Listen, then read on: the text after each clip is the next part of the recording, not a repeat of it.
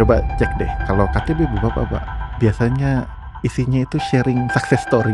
Kita udah punya teologi yang rapi nih. Nggak mungkin Allah berada di luar dari kerangka teologi yang kita punya ini gitu. Apakah dia baik atau jahat dengan cara lihat the big picture gitu ya.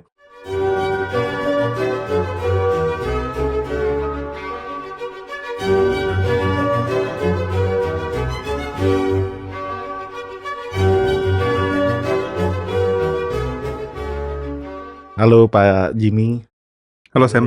Halo, halo. kita Halo, Pak. ngobrol-ngobrol lagi, melanjutkan Reading the Bible with the Dead. Hari ini kita mau bahas satu kitab yang sering jadi kontroversi juga ya, yaitu kitab Ayub. Ini kita bahas kitab Ayub, tapi dari sudut pandang siapa nih Pak? Oh, Calvin. Calvin. Nah, apa ada tujuan tertentu atau ada alasan tertentu kenapa pilih Calvin, Pak? Ya, ini kitab yang dia khotbahkan ada 50-an. Saya lupa 56 apa berapa. 50-an kali. Dan kayaknya ini sangat kena juga ke Calvin. Ada dua kitab yang cukup personal buat Calvin, Mazmur lalu Ayub. Mazmur karena dia merasa ada banyak sekali pergumulan dia yang nyambung dengan pemazmur, dan Ayub kayaknya dengan alasan yang sama ya, karena banyak penderitaan yang dia juga alami. Dan ini jadi pertanyaan yang sangat penting di zaman itu kan, kenapa orang-orang menderita? Apakah simple kita cuma bilang karena dosa selesai atau gimana ya? Ya, ini jadi tema yang kontroversial, terutama di orang Kristen yang anti penderitaan. Ketika membaca Ayub, kok banyak orang bergumul gitu. Apakah memang orang Kristen wajar semenderita ini? Atau ada ketidakwajaran? Ya mungkin pergumulan yang sama seperti yang Ayub alami atau yang sahabat-sahabat Ayub alami pada saat itu. Waktu saya baca Ayub sih, dalam banyak hal pergumulan dia itu atau penderitaan yang dialami itu masih asing bagi saya sendiri ya. Karena banyak pergumulan yang dialami itu pergumulan berkait dengan misalnya anak, berkait dengan harta yang sangat melimpah. Yang kalau kami anak-anak muda mungkin ya pasti anak most likely kami. Saya dari kalangan saya. Kita. Ya kita maksud kami ya kita belum punya anak dan nggak tahu apa sih maksud penderitaan apa, kepedihan apa yang dialami waktu kehilangan hal itu. Atau kalaupun kehilangan harta ya harta kami berapa sih gitu. Kalaupun hilang ya sudah gitu kan, nggak ngerti sebenarnya kedalaman pergumulan Ayub juga gitu. Kita kalau baca harus harus relate ke apa yang porsi yang kita dapat gitu. Jadi misalnya mungkin kita nggak kematian anak, nggak kehilangan harta seperti Ayub, tapi ya di dalam derajat tertentu kita juga pernah merasakan apa yang Ayub rasakan, meskipun kita tahu secara keadaan memang beda gitu ya. Tapi saya juga rasa loh yang Ayub pernah ngomong kayak gini gitu. Dan pertanyaannya, ketika penderitaan itu datang, posisi Allah itu di mana gitu. Dan waktu lihat konteks Ayub kan ada beberapa posisi yang penting juga ya, kayak posisi Allah, satu sisi Allah di mana, lalu setan sedang melakukan apa di situ. Terus kayak kita yang mengalami penderitaan juga harus gimana, atau kita sebagai teman dari orang yang menderita itu seharusnya melakukan apa gitu. Nah, hal yang kayak gitu sih sepertinya jadi sangat holistik ya kalau dibilang ya. Penderitaan di dalam banyak sudut pandang gitu. Jadi memang menarik sekali sih untuk lihat kitab Ayub ini gitu. Asal jangan salah baca ya. Biasanya orang Kristen baca awalnya, oh penderitaan, oh lihat endingnya loh, dipulihkan 2 kali lipat. Yes. Di skip ya Pak. Iya. Poin kitab ini kayaknya bukan gitu ya. Justru dengan sabar melihat di tengah-tengahnya dan kesulitan yang ada. Kan biasa kita kebiasaan kalau baca buku gitu, apa baca awalnya dulu sama lihat akhirnya gitu. Oh, oke. Kami. Generasi 60 detik. Awal akhir. Tengah-tengahnya hilang. Kalau memang ternyata nggak happy ending, kadang-kadang juga bertanya-tanya. Jadi untuk apa kita membaca, mengerti proses-proses yang tampaknya sangat negatif ini gitu. Menarik sih, karena Calvin ini sebenarnya kalau dari banyak researcher yang belakangan menyadari bahwa Calvin ini sebenarnya punya pemikiran yang sangat kena ke nature, ke alam ciptaan. Jadi dia melihat alam ciptaan sebagai pernyataan kemuliaan Tuhan, dan ternyata alam ini penting gitu. Dan ya ada gangguan ketika dia melihat kitab Ayub, karena kitab Ayub ini bagi Calvin ya kitab yang cerita tentang penciptaan, karena terakhir kan Tuhan memamerkan dirinya sebagai sang pencipta toh. Ya.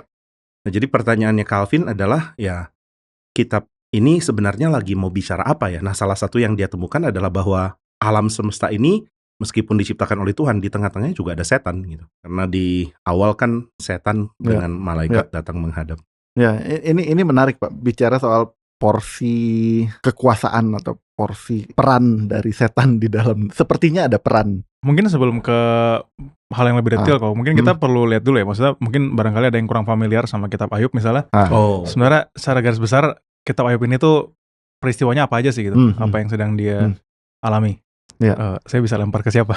Ke dirimu sendiri. Oke.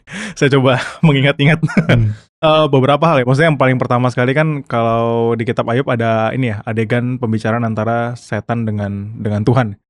Di mana Tuhan memamerkan Ayub dan setan bilang ya, Ayub hidupnya baik, orang benar ya karena Tuhan pelihara dia. Tapi sebelum dialog itu mungkin ada penjelasan dulu tentang siapa Ayub kan. Oh iya. Ayub ini orang kaya yang saleh cinta dan Tuhan, jujur. saleh, anak-anaknya bagus dan dia senantiasa berdoa buat anak-anaknya. Pokoknya keluarga Kristen banget lah. Penatua hamba Tuhan ya kayak gini harusnya keluarganya.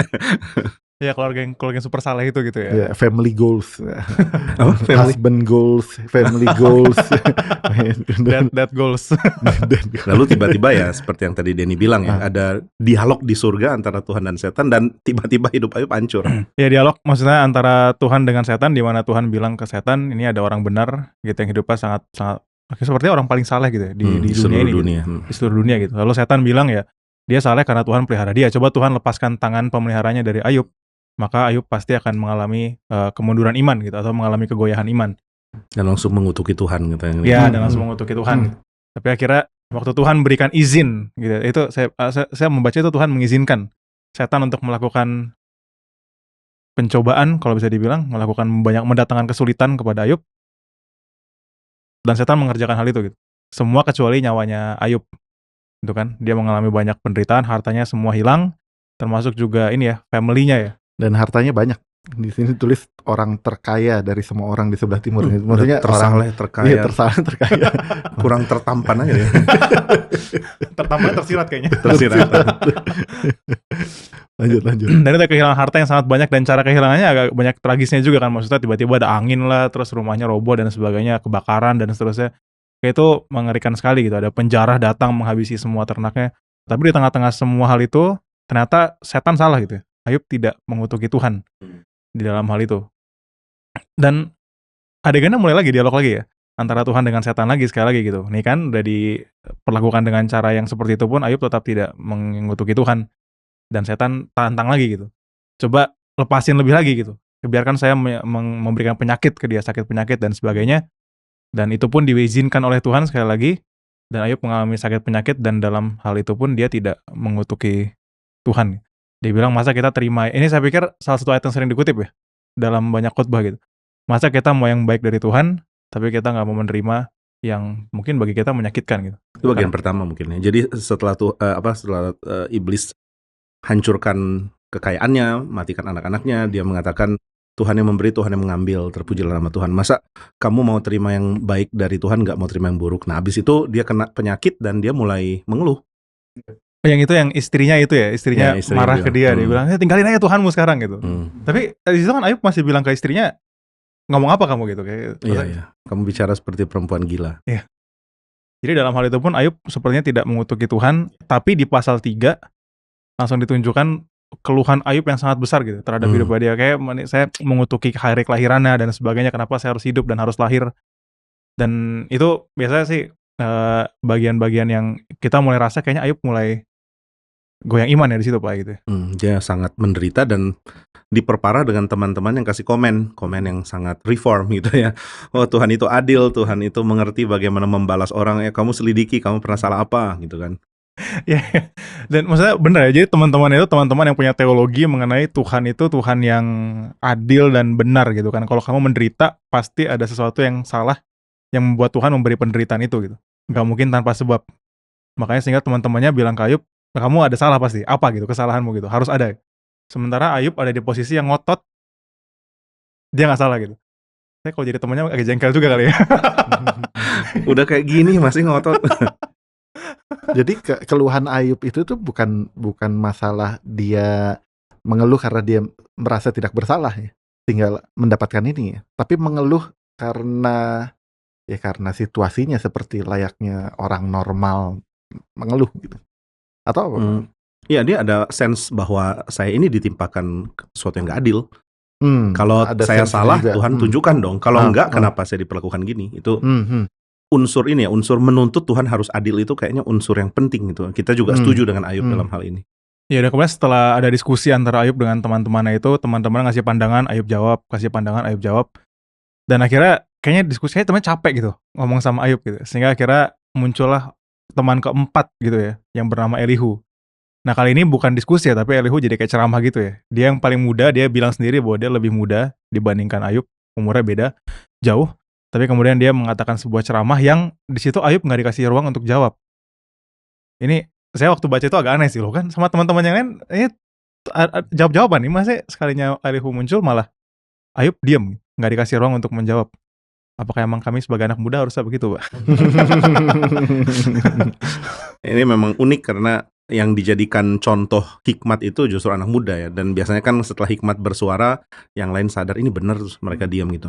Tapi kayaknya Ayub juga udah lelah gitu ya, maksudnya komentarin teman-temannya dan dia mengatakan sampai di sini aja perkataan saya gitu. Dan kitab Ayub masuk ke akhirnya Tuhan yang memberikan firman. Dan waktu akhirnya Tuhan memberikan firman, Tuhan tidak memberikan jawaban yang diharapkan. Gitu kan. Maksudnya Tuhan bukan memberikan jawaban, oh gini loh Ayub, kamu menderita karena begini.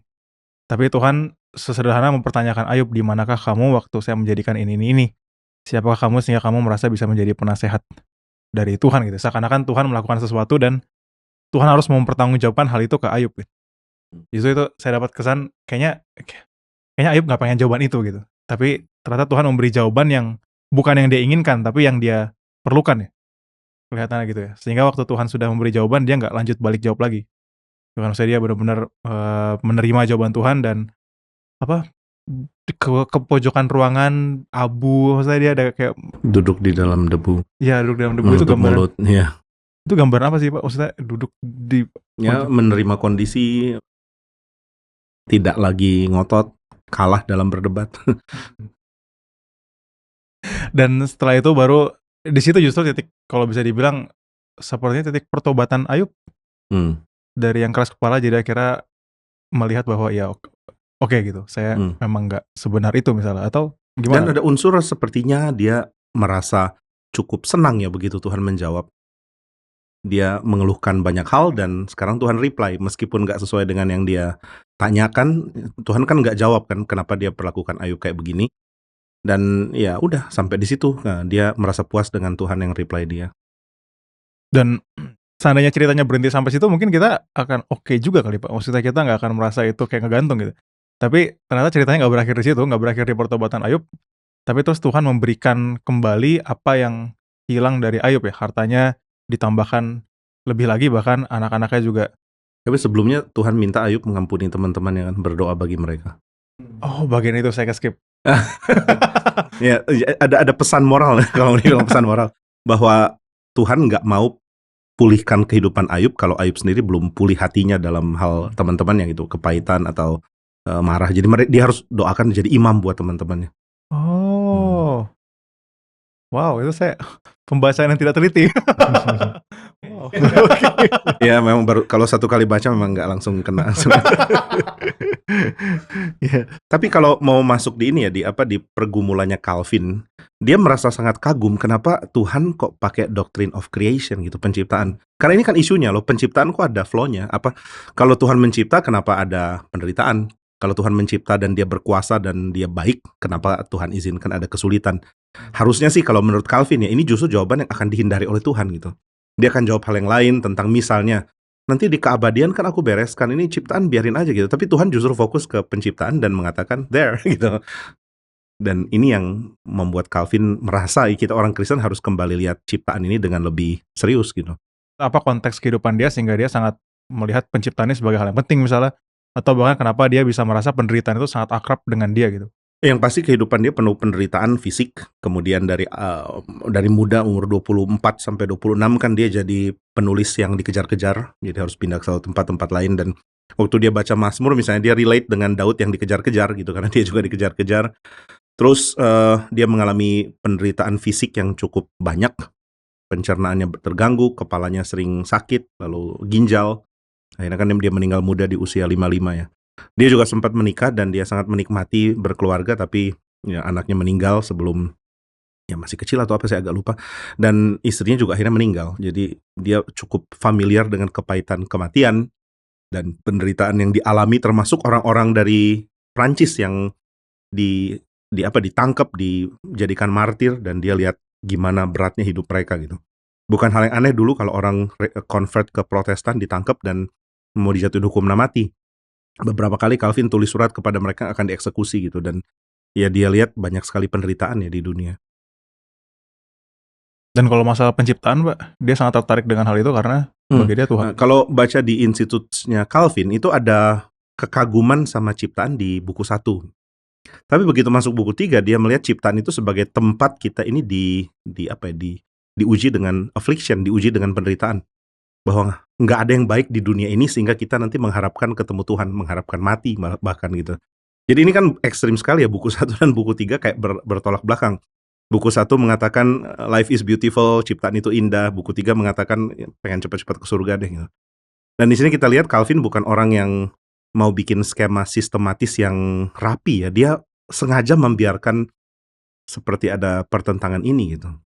Sama ketika dia bicara tentang manusia, dia bicara di satu sisi manusia itu gambar Allah yang baik, gambar Allah yang harusnya mencerminkan Tuhan. Di sisi lain dia sangat khawatir kalau kita bilang gambar Allah dan lihat dosa manusia gitu. Lagi-lagi ada benturan. Jadi kalau baca Calvin kita akan harusnya stres dengan banyak benturan-benturan yang muncul di situ gitu, Pak. Iya, dan itu mencerminkan pergumulan kita juga kayaknya. Kita juga akan lihat hal itu kan.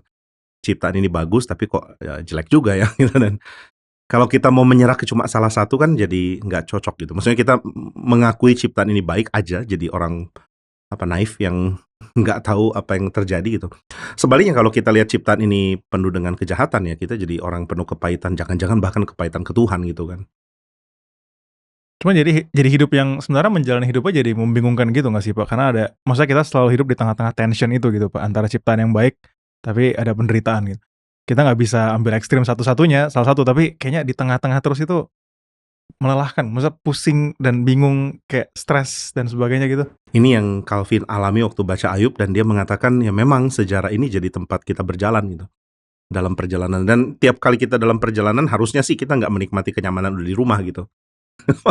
masih jalan, masih pikul barang, masih jalan sama unta mungkin kalau zaman dulu gitu. Dan kalau kita terlalu nyaman, apakah artinya nih ada yang salah nih, Pak? Karena seharusnya ada porsi penderitaan yang kita alami gitu. Ada psikolog Kanada kalau boleh, dia masih hidup sih. boleh Pak. Dia bilang tenang aja katanya, anak-anak muda atau orang-orang yang sekarang sedang menikmati banyak hal, you wait katanya. Nanti juga dalam hal yang natural kalau kamu jadi tua kamu mulai merasakan hidup ini menyebalkan gitu. Dan itu natural, Bang. Maksudnya nggak perlu dicari-cari. Iya betul. Bahkan untuk orang Kristen. Iya dah, siapa yang mau cari penderitaan? Penderitaan yang cari kita. Cuman tension itu kita kan, maksudnya saya rasa banyak orang mencari kekristenan justru mencari kedamaian dan ketenangan gitu kan, Pak. Maksudnya di dalam Tuhan itu ada damai sejahtera gitu. Sehingga waktu dibilang bahwa dalam kekristenan itu justru ada banyak sekali tension yang kamu harus hadapi gitu dalam hidup. Yang bikin hidup kamu harus jadi stres, hidup kita jadi maksudnya penuh dengan kebingungan, at least kebingungan gitu setidaknya. Itu bukan malah mungkin akan bikin orang jadi mundur ya, Pak ya. Loh, saya kira damai sejahtera, ternyata iya, katanya damai. Ini Pak Jimmy khotbahnya gitu, kenyataannya enggak gitu gimana?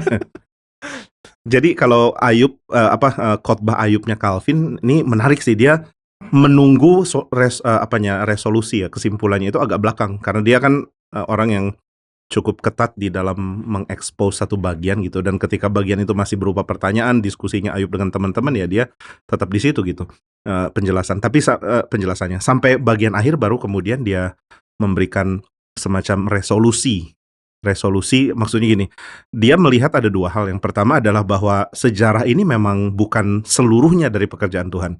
Jadi kita mesti melihat timeline dari penciptaan sampai kita mati itu bukan seluruhnya, bukan total. Ada sesuatu lagi setelah kita mati gitu.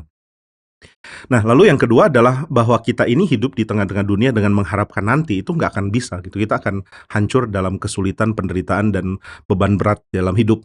Nggak akan bisa bertahan gitu, kecuali kita ada contoh. Jadi Calvin sangat menekankan Alkitab itu sebagai cermin, tapi cermin yang memperbaiki itu, bukan cuma cermin yang melihat kita apa adanya dan udah gitu. Cermin yang memberikan pengharapan bagi kemanusiaan. Maka ada tokoh-tokoh seperti Ayub.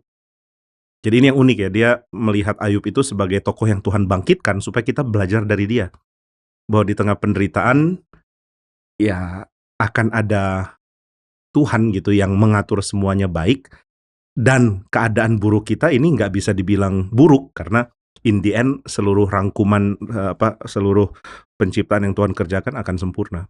Tapi memang belajar di dalam penderitaan kadang agak sulit, Pak. Atau apalagi berbagi soal penderitaan kepada orang lain, saling menguatkan dalam penderitaan. Karena kita agak reluctant untuk sharing penderitaan, Pak. Penderitaan itu saya sering menangkap kita pun secara nggak sadar menilai penderitaan itu tuh negatif. Saya ambil contoh nih, Pak ya. Beberapa kali kalau ada di dalam pelayanan ada KTB bapak-bapak, ada KTB bapak-bapak, ada KTB ibu-ibu. Saya suka cerita sama istri saya. Coba cek deh, kalau KTB bapak-bapak biasanya isinya itu sharing success story. Jarang sekali cerita penderitaan.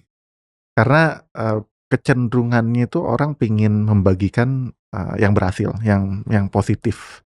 Sehingga kita agak sulit untuk bisa sharing yang penderitaan, yang negatif, dan sulit untuk belajar dari kisah-kisah itu karena nggak ada yang sharing.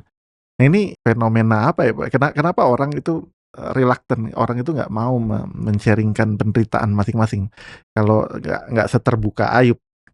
Dan Nggak kayaknya kalau kita menderita, orang tahu kita menderita tuh kayaknya ada yang aib lah gitu kesana Yes. sebenarnya gitu ya. Iya, betul. Tapi saya melihat gini ya, penderitaan itu kan bukan sesuatu untuk jadiin bahan diskusi toh. Nah, KTB biar bagaimanapun kan unsur diskusinya cukup kental gitu. Maksudnya ini bukan real life yang benar-benar dijumpain.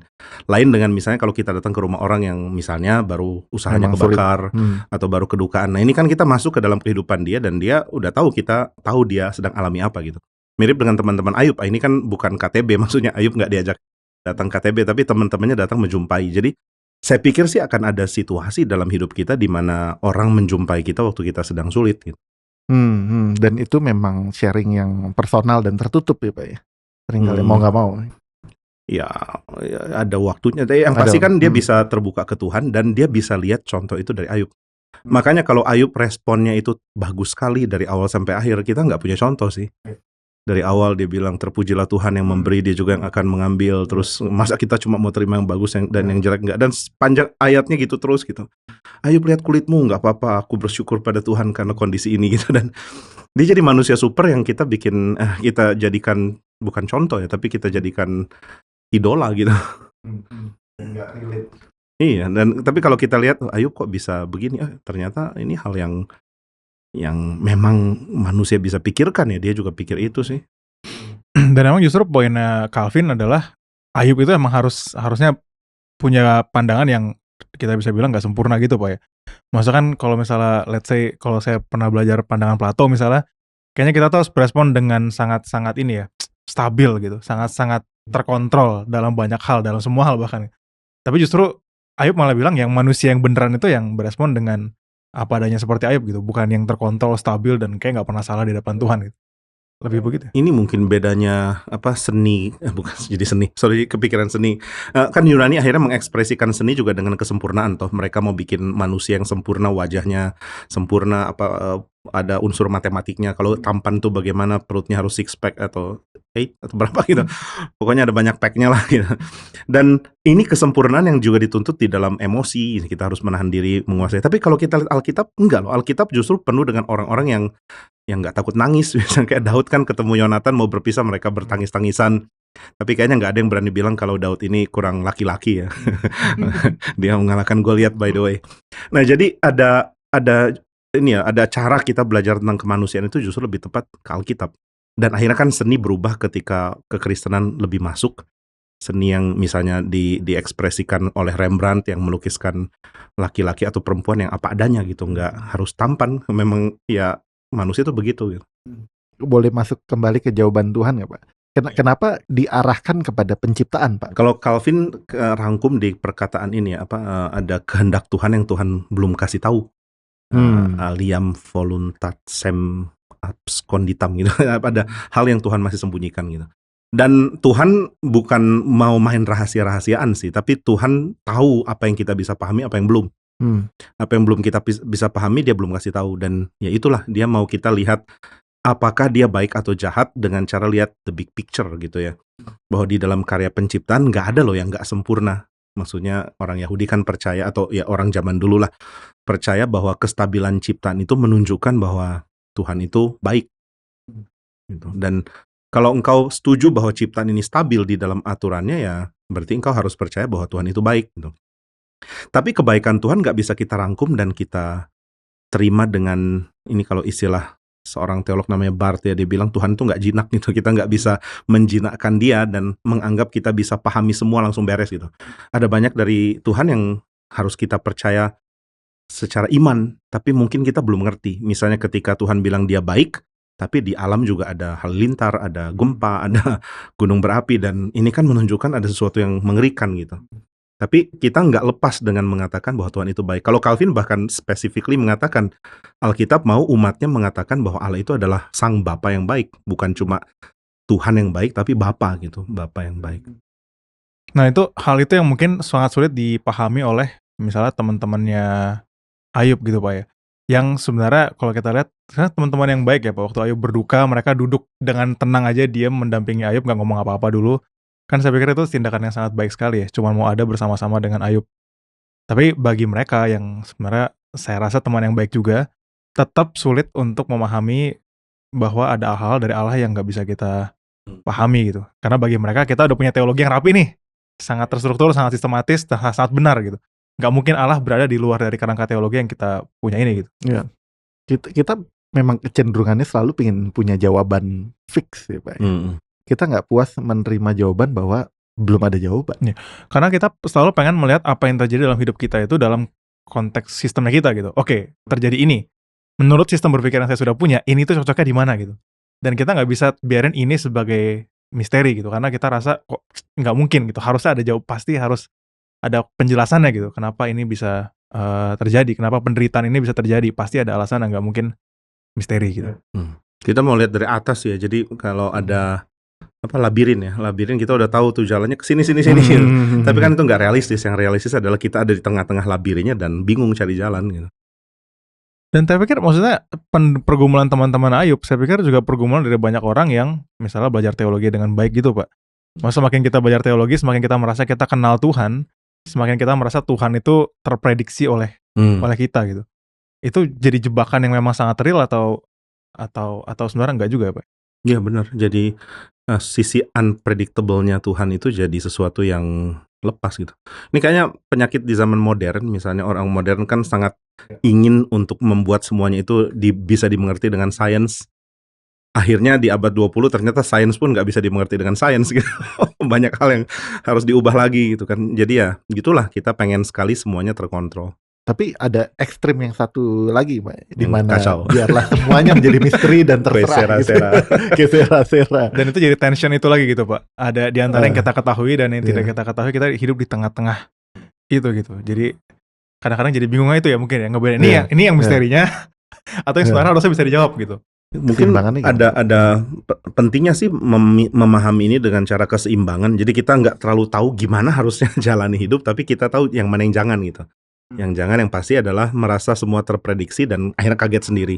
Atau yang kedua, udah nggak ada aturan, pokoknya memang hidup ini kacau dan Tuhan juga kerjain apa yang dia mau, ya udahlah gitu. Kadang-kadang dia akan bikin gini, akan bikin gitu. Tapi kan kita harusnya ada pegangan. Tuhan nggak mungkin kerjakan hal yang melawan fakta bahwa dia adalah Bapa yang baik. Itu nggak boleh lepas gitu. Dan ini yang Tuhan nggak mau Ayub lepas kan.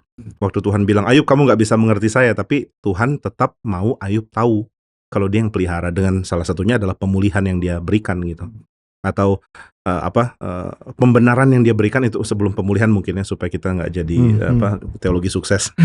Sebelum Ayub dipulihkan kan Tuhan membenarkan Ayub di hadapan teman-temannya. Itu kan penting banget gitu bagi orang dalam kultur zaman itu, bahwa aku dibenarkan oleh Tuhan loh. Ternyata Tuhan setuju dengan saya.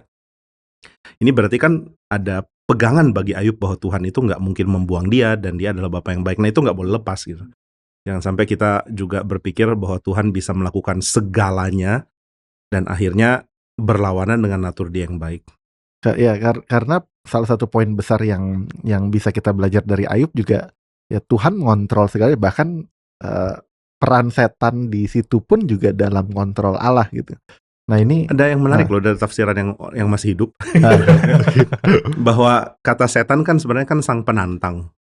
Sang penantang itu nggak harus setan sebenarnya. Jadi apakah mungkin ini kan masih ini ya, masih perdebatan lah, maksudnya karena ini masih baru gitu. Apakah mungkin Kitab Ayub cuma pengen ngomong bahwa ada malaikat yang nanya gitu, sekadar nanya, bukan mau melakukan apa, dan bukan niat mau menjatuhkan gitu ya. Tapi mungkin agak susah kalau malaikat itu yang bikin kacau Ayub. Cuma kalau Calvin sendiri melihat dialog Tuhan dengan setan itu tuh gimana gitu, Pak? Ya, dia melihat bahwa real alam semesta ini ada setannya gitu. Ini fakta yang kita nggak bisa tolak. Cuma setan kan akhirnya keluar dari gambaran, nggak ada lagi tuh dia muncul. Habis itu Ayub mengatakan Tuhan menimpakan ini, Tuhan nggak bilang enak aja, setan loh gitu, enggak kan. Tetap Tuhan bilang aku yang atur gitu. Oh iya betul ya, maksudnya Tuhan bilang ke Ayub, Tuhan nggak bilang ya sebenarnya itu setan sih, saya cuma ngizinin aja gitu, nggak gitu ya, maksudnya benar-benar Tuhan. Bukan kayak apa bapak asrama yang bilang udah kamu boleh, saya cuman izinin doang ya. Tindakan apapun kamu bertanggung jawab sendiri. Dan justru ada penghiburan di situ gitu Pak ya, bahwa Tuhan yang mengerjakan, bahwa itu di tangan Tuhan sepenuhnya gitu. Nah ini justru yang Calvin tekankan, kita ini nggak di tangan setan yang nggak jelas karakternya, kita ada di tangan Tuhan yang karakternya adalah Bapa yang baik itu loh. Bagaimana ini kan happy ending nih Pak. Maksudnya berhasil happy ending, Ayub dipulihkan dan boleh nggak diambil kesimpulan juga Ayub lulus nih ujian, meskipun juga yang meluluskan juga Tuhan, bukan karena kualitas Ayub, meskipun kualitasnya sangat tinggi nih. Tapi bagaimana dengan yang orang-orang yang tidak happy ending, yang nggak lulus nih? Pasti sih ada yang gagal. Cuma yang menarik, Ayub ini dibenarkan di awal dan akhirnya ada pembenaran faktual. Ini nggak tanpa Tuhan loh. Jadi nggak pernah manusia itu terpisah dari Tuhan lalu Tuhan bilang tuh orang itu benar loh dan dia berjuang sendiri untuk kebenarannya. Enggak. Kebenaran orang itu selalu ada campur tangannya Tuhan. Jadi nggak salah sih waktu Tuhan bilang Ayub itu orang yang benar, orang yang saleh, nggak ada yang seperti dia, dan ternyata ada campur tangan Tuhan. Dia nggak jadi saleh by his own gitu. Dan itu terbukti di dalam pembentukan yang Tuhan berikan di tengah-tengah penderitaan, seperti dibiarkan, akhirnya terakhir Tuhan datang memulihkan dia. Itu kan berarti mengkonfirmasi apa yang dikatakan di awal. Dan orang-orang yang tidak saleh dan ketika diuji tidak berhasil lulus ujian, itu tuh memang Tuhan nggak kasih anugerah. Mungkin, tapi yang kedua mungkin kita lagi ada di tengah-tengah fasal-fasal di Ayub nih. Jangan jadi temannya Ayub juga gitu. Oh ini sih gagal nih. Oh ini baru fasal 20 loh. Masih ada fasal lain. Masih on the way. Masih on the way. Ya ini fakta menarik sih, Pak. Maksudnya pertama kita juga belajar untuk nggak jadi seperti teman-teman Ayub menghakimi, dan kalau kita di posisi yang kita merasa nih dalam perjalanan yang seolah-olah sudah gagal karena bergumulnya berat sekali, ya perjalanan belum berakhir gitu Pak ya. Mungkin yang tadi Denny bilang ini pergumulan Ayub gede banget loh kalau kita renungkan gitu. Iya. nggak terbayangkan sih, saya juga nggak terbayangkan. Iya, kita nggak bisa memahami keutuhan dari pergumulannya dia gitu. At least saya pikir setidaknya bagi saya sendiri waktu saya baca sulit sekali memahami kedalamannya gitu. Dan justru itu kali ya, jadi kalau menurut Calvin kan Ayub seolah-olah Tuhan mau bilang Ayub aja sampai segininya, saya nggak lepas dia loh gitu. Jadi ada unsur itulah di dalam pergumulan kita juga. Tapi Pak, kalau misalnya kita sebagai yang sedang mengalami penderitaan itu Pak, berarti bagaimana sebaiknya kita menyikapinya gitu? Apakah kita berarti harus coba untuk berpikir bahwa ini tenang aja lah, penderitaan kayak gimana pun Tuhan tetap ada, jadi kita berusaha untuk terus positif aja? Atau sebenarnya ada poinnya juga untuk kita mendalami penderitaan itu sampai terpuruk dan benar-benar hancur? Selalu ada dua ya, selalu di satu sisi ada our evil self gitu yang terus bilang kok kayak gini sih hidup, dan ada sisi lain yang kadang-kadang muncul yang mengatakan enggak lah, kita percaya sama Tuhan. Kan di banyak kitab peratapan itu ada pergumulan gitu kan, ada tension juga dalam diri kita. Di satu sisi kita sangat goyah, tapi tiba-tiba bisa ada celetukan iman celetukan iman yang nggak banyak porsinya, tapi mengingatkan bahwa saya masih pegang Tuhan. Ayub kan ada bagian itu juga waktu dia bilang yet in my flesh saya akan melihat Tuhan gitu. Itu kan cetusan iman yang dia tahu Tuhan akan perbaiki semuanya. Jadi ya dua ini harus ada ya. Maksudnya yang pertama adalah pegangan bahwa Tuhan akan memulihkan. Tapi yang kedua bahwa kesulitan dan ratapan itu memang bagian dari kita waktu kita menghadapi kesulitan gitu. Dan yang menarik kan ini ya, kalau kita bilang kesulitan paling besar yang dialami Ayub itu kehilangan anak-anaknya. Anak-anaknya kan Tuhan pulihkan dengan jumlah yang sama ya. Kalau harta lain 2 kali lipat. Anak. Berarti kan anak yang pertama yang mati itu Tuhan nggak anggap mati loh. Masih hidup gitu. Makanya Tuhan jadikan 2 kali lipat. Tetap Yang 2 kali 10 yang lipat. mati itu masih hidup dan 10 ditambah lagi. Tuhan nggak kasih 20 anak itu. Hmm. Berarti kan yang kita rasa sudah kehilangan karena mati, ternyata di tangan Tuhan. Oh, ngeliat yang anak tuh, iya maksudnya karena saya juga waktu ngebaca yang anak itu agak aneh sih Pak. Kenapa Karena nggak itu- double ya? Dan yang kedua, kalaupun misal di double, itu kan nggak ngegantiin anak yang, masa anak Iya. itu kan nggak kayak ternak ya. Iya. nggak bisa kayak gitu. Di satu sisi ada miripnya, tapi sisi lain nggak. Makanya saya kayak ngerasa digantiin sih, maksudnya ini anak yang baru yang completely different. Ini apa ini bisa dibilang sebagai pengganti? Cuman ini baru, oh iya benar juga ya. Tuhan masih melihat ya 10 yang itu sebagai yang masih hidup juga gitu. Nggak perlu diganti, hanya ditambahkan. Kalau harta boleh diganti, jadi boleh ada penggantian 2 kali lipat memang. Bisa masuk dalam klausal jual beli barang. Nah ini soal harta Pak Jimmy, ini jadi menarik ya. Kenapa perlu ada penekanan Pak soal harta? Ini kan ngomongin kesalehan, kerohanian, lalu di awal dan di akhir seperti ada keharusan, ada penekanan soal harta gitu.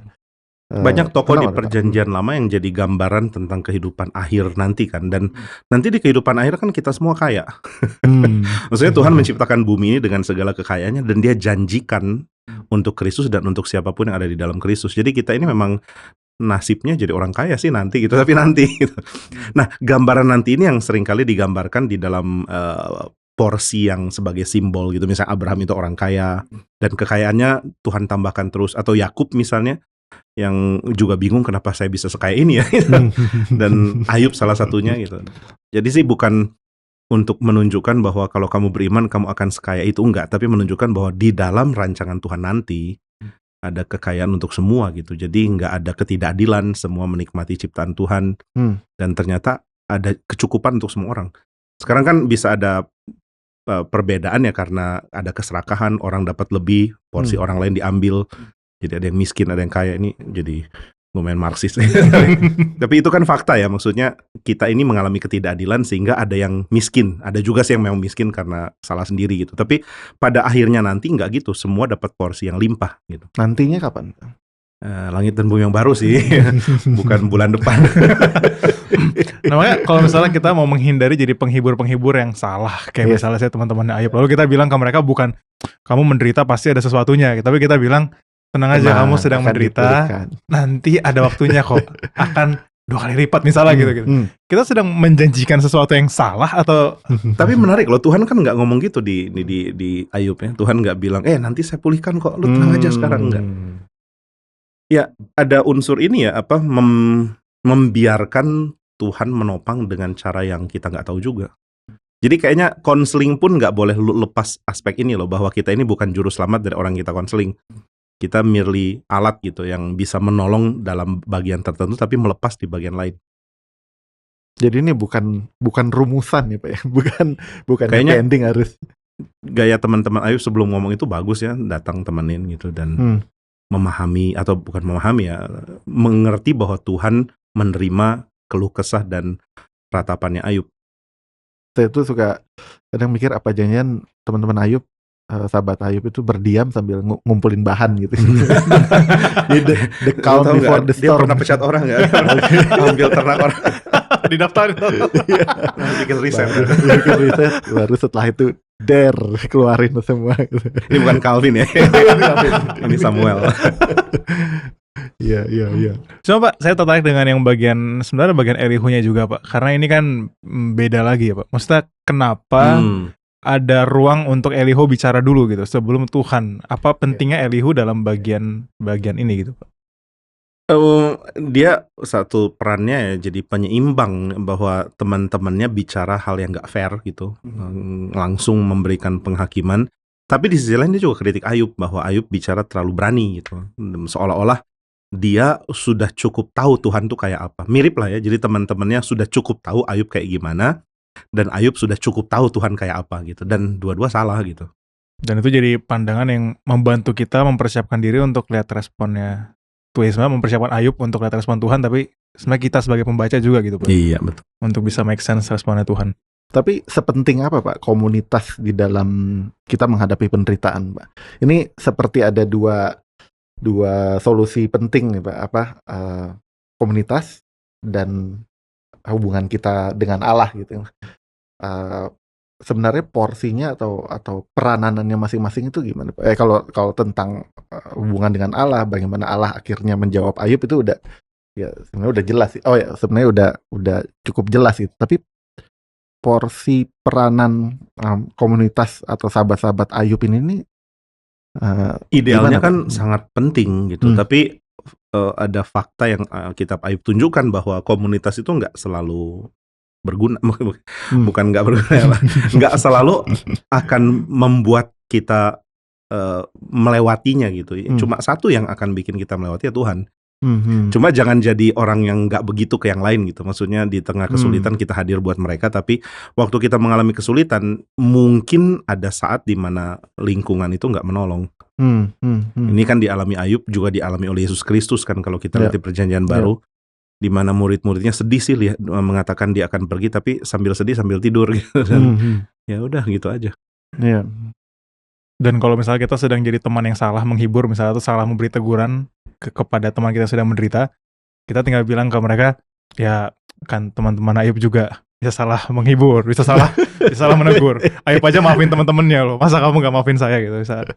Bisa penghiburan kayak gitu juga. Iya, penghibur yang menyusahkan. Ya, Alkitab kita sadis juga yang penghibur sensor. Saya udah tadi menghindari istilah itu, Pak.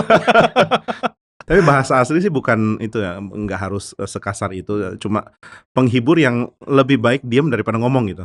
Karena makin kamu ngomong makin saya stres gitu. Tapi apa memang kita harus menghindari orang-orang seperti itu Pak di masa-masa penderitaan? Ya kalau lagi menderita nggak usah dikasih prinsip kali, kita otomatis akan menghindari.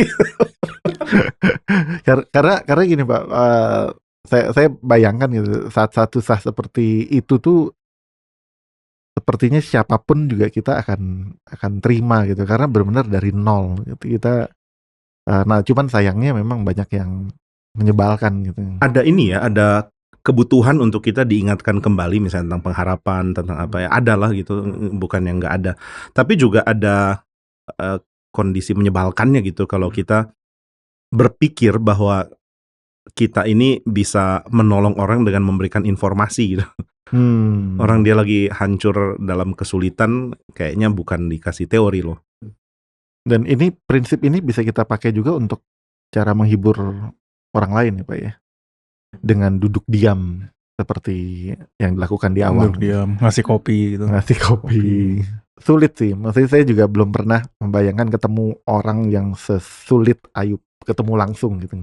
Bagaimana memposisikan diri menjadi penghibur-penghibur yang benar dan yang tepat gitu.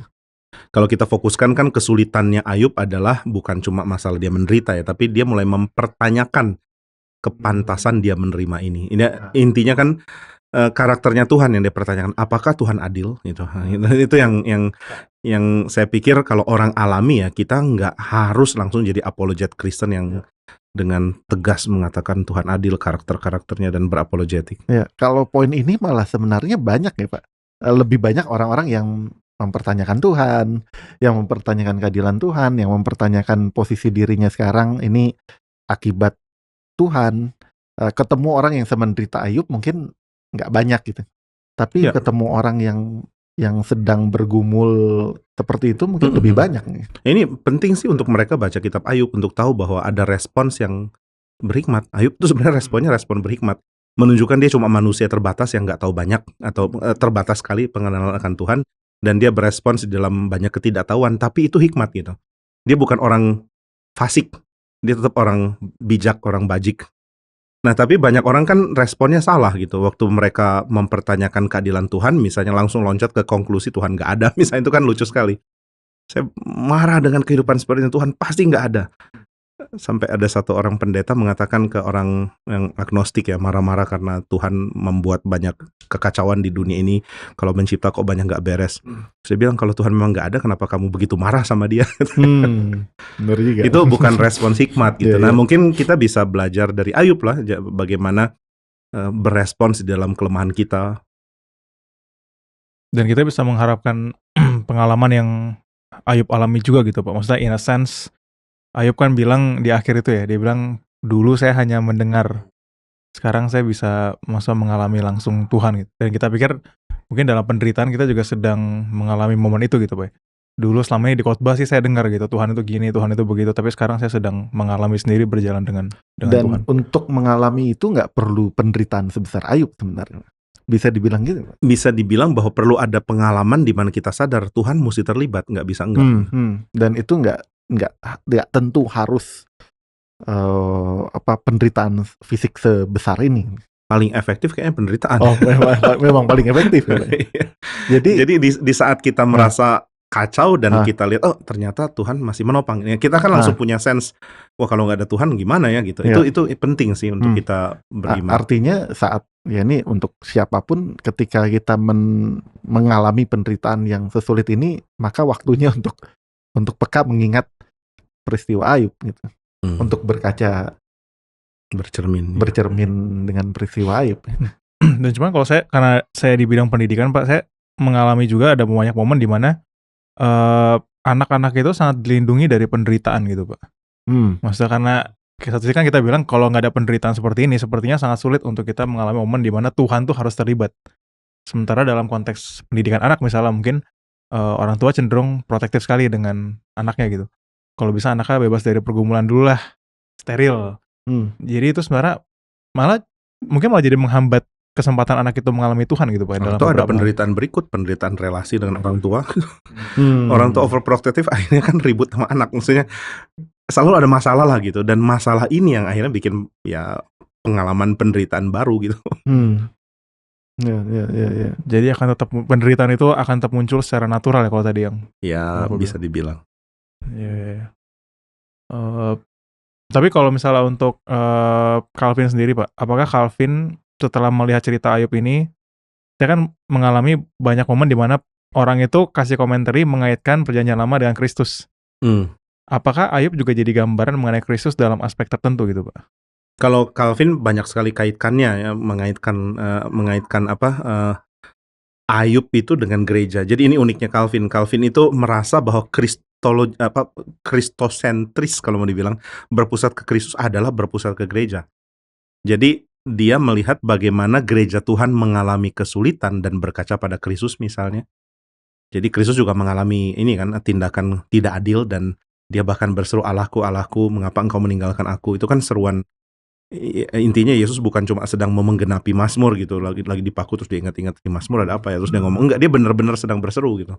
Dia benar-benar merasa ditinggalkan dan dia menderita gitu. Dan ini penderitaan yang orang Kristen dipulihkan karenanya gitu. Jadi ya orang Kristen harus sadar bahwa penderitaan seperti Ayub dan nanti disemurahkan di dalam Kristus inilah yang membuat kita menjadi umat yang percaya pada pekerjaan Tuhan gitu.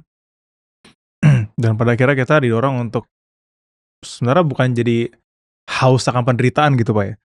Cuman jadi tidak takut untuk menghadapi penderitaan dengan iman bahwa Tuhan berjalan bersama dengan kita, atau itu terlalu positif gitu Pak, terlalu berlebihan gitu.